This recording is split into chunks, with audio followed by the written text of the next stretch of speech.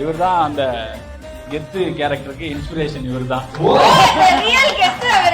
ஆமா, இந்த கேரக்டருக்கு இந்த கதை எப்படி உருவாச்சுன்னு கேட்டாங்கல்ல, இவர் தான் அந்த இது. இவருக்குள்ள வந்து கெத்தும் இருக்கிறாரு, காளி அண்ணனும் இருக்காரு. அந்த கருப்பையா கேரக்டர் இருக்கு. ஏன்னா என்னை முதல்ல கிரவுண்டுக்கு ஸ்கூல்ல விளையாடுறத பார்த்துட்டு என்னை கூப்பிட்டுட்டு போனது இவர் தான். எனக்கு முன்னாடி இவரை கூப்பிட்டாரு. இவன் வந்து எனக்கு முன்னாடி அந்த டீம்ல ஜாயின் பண்ணவன். எங்க 2 பேரையுமே அந்த டீம்ல போய் சேர்த்து விளையாட வச்சது இவர் தான். இவர் தான் அந்த லெக் சைட்ல பயங்கரமா ஆடுறவர். ஆஃப் சைடு வராது கிடையாது, லெக் சைடு ரொம்ப நல்லா விளையாடுவாரு. ரியல் கெத்து பீட்ஸ் அவர் நம்மளுடைய ரியல் கெத்து. ஸோ நீங்க சொல்லுங்க, உங்களை அப்படியே வந்து ஸ்கிரீன்ல பார்த்த மாதிரியான ஒரு ஃபீல் இருந்திருக்கும் ஃபர்ஸ்ட் டைம் பார்க்கும்போது. உங்ககிட்ட முன்னாடியே சொல்லிட்டாரா உங்களை பேஸ் பண்ணி ஒரு படம் பண்ணிட்டு இருக்கேன்னு சொன்னாரா, இல்ல சர்ப்ரைஸ் தானா உங்களுக்கு? உண்மையா சொல்றாரு. ஓகே, தான் வச்சு படம் எடுக்கிறேன்னு. ஓகே, ஆனா இந்த அளவுக்கு வந்து என்ன ஃபுல்லாவே வந்து முன்னாடி எடுத்துருப்பான்னு எனக்கு தெரியாது. ஓகே, சோ நீங்க சொல்லுங்க, உங்களை வந்து கெத்தா பார்க்கும்போது எப்படி இருந்தது? நான் சின்ன சின்ன விஷயம் பண்ணதெல்லாம் வந்து எனக்கே தெரியாதே அப்சர்வ் பண்றேன்னு நினைக்கிறேன். என்னென்ன விஷயம் எங்களுக்காக சொல்லுங்களேன் ப்ளீஸ். பேட் பிடிக்க போகல, கையில இருந்த கச்சிப்பை கட்டிட்டு கையில வச்சிருக்கான். ஓகே, அதெல்லாம் எப்படி பார்த்தாலும் தெரியல. நான் பார்த்தது கேட்டீங்கன்னா, கார்ட் பால் போட்ட பிறகு கிளவ் கட்டிட்டு இப்படி செய்வாரு. ஓகே, சின்ன சின்ன விஷயம் கூட இவனை பார்த்தா எல்லாமே அப்பா கைலி கட்டுறது.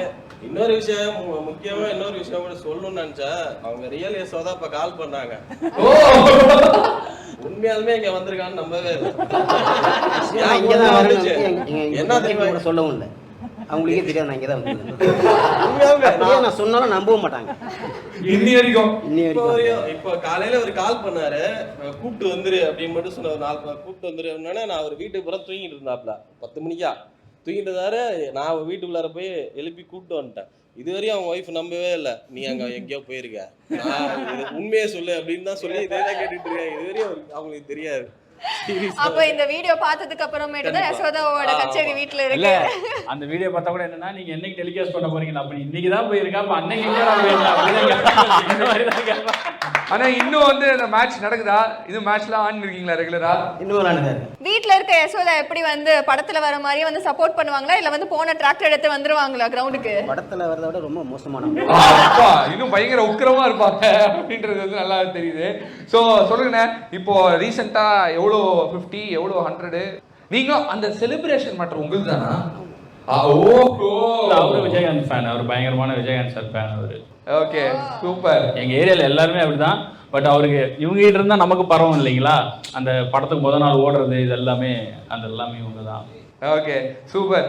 அண்ணா நீங்க வந்து சொல்லுங்க, உங்ககிட்ட வந்து ஆல்ரெடி சொல்லியிருப்பாங்களே இந்த மாதிரியான கேரக்டர்னு சொல்லிட்டு உங்ககிட்ட சொல்லியிருப்பாங்க. ஸோ அப்பவே சொல்லிட்டாரா இது இந்த மாதிரி ஒருத்தர் இருக்காரு, அவரை பேஸ் பண்ணி எந்த லைட்டா அந்த மேனரிசம்ஸ்லாம் இருக்கு அப்படின்னு சொல்லிட்டு சொன்னாரா? இப்போ ஸ்டேஜ் வர வரைக்கும் கூட சொல்லலை.